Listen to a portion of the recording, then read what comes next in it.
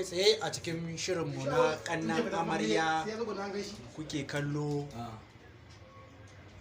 Ku ci gaba da bibiyan mu duk ranar Laraba karfe 8 na dare.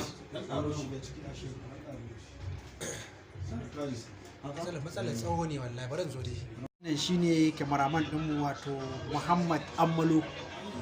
ga babban amto Awwal Fresh, kuma ga tare da angon amarya Audu Abdul Sibi a cikin shirin kannan amarya. Maɗa kashi na 4 insha Allah, da subscribing ba yawwa kararrawa ma ku danna ta so kusan 15 a lokaci daya,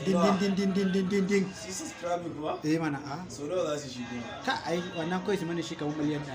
kararrawa to biliyan 2 kudi ya rinka shi mana ya malam aka ba fuskar shi a gani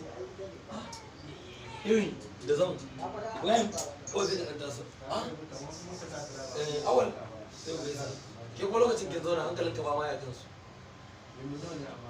kun gaisa ya gida ya aiki fa lafiya kan ba ka ga mutum ne ba sai ka ɗan ka gani ba ka ga mutum ne ba yana cewa ba ka ga mutum ne ba sai kuma zai kira wuni ya gaji yana su ne ba ka gano wace ce sai ka ɗan yi jimi Zainab ko ya ake ka gane ta to ai na san tun da muke da kai baka taɓa magana wata mace ba in ba Zainab ba, na san dai tun da na ganka da mace na san ita ce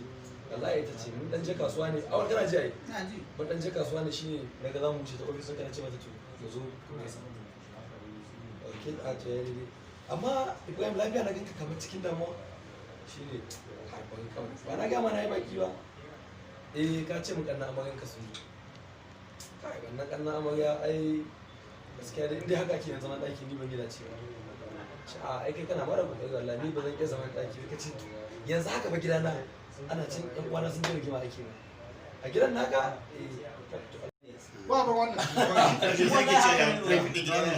ya za a sa fim da shi wala kai tsaye sai ka ji wani ya ce kai muna shirye-shiryen mu, ai muna son dating ka a ciki